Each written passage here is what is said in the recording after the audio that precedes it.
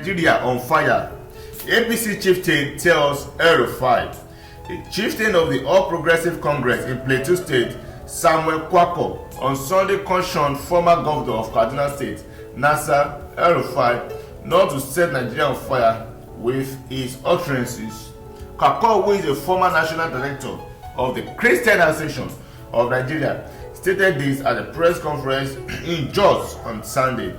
He was reacting to statements allegedly credited to the former Kaduna governor, in which he allegedly told his audience before handing over to his successor that the Islamic dominance in Kaduna had been successfully replicated in Nigeria and that it shall continue.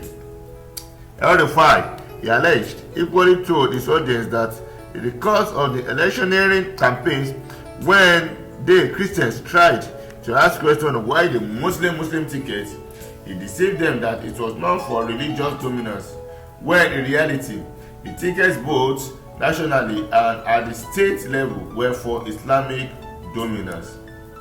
He alleged that in the video containing the speech, which has gone viral on social media, El-Rufai further said that the victory of President Bola TINUBU had silenced the Christian Association of Nigeria, adding that it will sustain an Islamic dominated government for 20 years and unending not only in Kaduna State but in Nigeria at large. But Kwako, while reacting to El-Rufai's outburst, expressed disappointment at the utterances of the former governor, noting that the classification of the citizens of his state as them versus us meant that the former governor cannot be exonerated from the wanton killings, demolition of houses and places of worship of Christians in Kaduna. Kwako said he was surprised that El-Rufai, who was contemplated as one of the qualified persons to be appointed as the chief of staff to Mr. President or secretary to the government of the Federation, had turned himself into a confirmed religious bigot with a hidden agenda to destroy the country using religion. He advised El-Rufai not to use his utterances to mislead Nigerians into thinking that the President Bola TINUBU's electoral victory was purposely to Islamize Nigeria and nothing else. The former national director of SCAN said, ordinarily, I had heard Islamic clerics preach that TINUBU's Muslim ticket is in furtherance of an Islamization agenda, and despite that, I am one of those who contributed in discouraging Christians and Nigerians from accepting such as truth, because I believe in the antecedents and character of His Excellency Ahmed Bola TINUBU. But hearing from a political leader like El-Rufai, a close associate of President TINUBU and Shetima, an active participant in the campaign, who was contemplated as one of the qualified persons to be appointed as the chief of staff to the president or secretary to the government of the Federation, confirmed that there is hidden agenda to be mindful of. In the said address, Malam Nasir El-Rufai spoke like one of the religious bigots that have been working underground to set the nation on fire. Amongst his ill-motivated statements, which I can only paraphrase for now, El-Rufai confirmed that he is a leader of the Islamic terrorist group operating in the Sambisa forest and being disguised himself as a governor in a complex nation like Nigeria. Firstly, El-Rufai in his speech wondered why he will give them a deputy governor when most of them cannot vote for his party. Then he calculated and discovered we can win an election without them, hence we give them a deputy.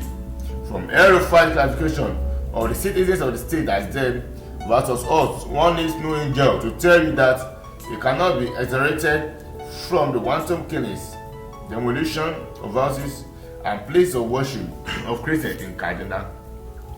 Secondly, Malam El-Rufai went further to state that Islamic dominance of governments in Nigeria will bring peace, justice, and fair play. He assured the gathering that he will sustain an Islamic institution. Kwan Court said he was surprised that El-RUFAI, who was contemplated as one of the qualified persons to be appointed as chief of staff to Mr. President, had hidden agenda. He advised El-RUFAI not to use his utterances to mislead Nigerians into thinking that President Bola Tinubu's electoral victory was to Islamize the country, Nigeria. The former national director of CAN said, ordinarily, I've heard Islamic clerics preach that Tinubu's Muslim ticket is in furtherance of an Islamic agenda. And despite that, I am one of those who contributed in discouraging Christians and Nigerians from accepting such as true, because I believe in the antecedents and character of His Excellency President Asiwaju Bola Ahmed Tinubu. But hearing from a political leader like El-RUFAI, a close associate of Tinubu and Shetima, active participant in the campaign, who was contemplated as one of the qualified persons to be appointed chief of staff to Mr. President or Secretary of the Government or the Federation, confirmed that there is a hidden agenda to be mindful of. In the same address, Malam Nasser El-RUFAI spoke like one of the religious bigots that have been working on the ground to set this nation, Nigeria, on fire. He said Malam El-RUFAI also went further to claim that he has assured the gathering that he will sustain an Islamic-dominated government for 20 years and unending. This has boss reiterates his extreme fanaticism and displays his ignorance of what constitutes justice, equity, and fair play. Discrimination, ethnic profiling, and all genocidal attempts to consume a race or religion constitute injustice and are recipes for anarchy and crisis. Thirdly, he told his audience that in the course of the electioneering campaigns, when they tried to ask questions on why the Muslim ticket, he deceives them that it is not for religious dominance, but in reality, the tickets, both nationality and at the same level, were for Islamic dominance. He boasted that the Islamic dominance in Kaduna has been successfully replicated in Nigeria and that it shall surely continue. He said further that the victory of Asiwaju has silenced the Christian Association of Nigeria. The question is it only Muslims that voted for Asiwaju? Who voted for Atiku and Obi? I guess it was only Christians. How could the sitting governor, former minister of the Federal Republic, and potential key government appointee be this callous and insensitive? I recall it's one of my visits to a friend in Kaduna. He expressed his views about Malam El-RUFAI's involvement in the killings in Kaduna, and I kept arguing that he should be given the benefit of doubt. But watching El-RUFAI addressing the Muslim Ummah, I have no doubt in my mind that Malam Nasser El-RUFAI is one of those behind the unending religious crisis and insecurity in Nigeria. Continuing, the former CAN official added, for the record, Christianity does not practice deception as a principle or mode of operation. The Holy Bible admonishes Christians to say the truth at all times. Christians are also taught unconditional love, regardless of religion, region, or background. In the Christian faith, the Holy Book frowns against religious discrimination and dominance. The definition of justice, equity, and fairness is hinged on providing platform for the involvement of all regardless of their population, religion, and tribe. We also believe that God is the giver of life and power. He gives to whoever he wishes and takes it at the time he so wishes. Hence, boasting of any sort is an open challenge to God's sovereignty.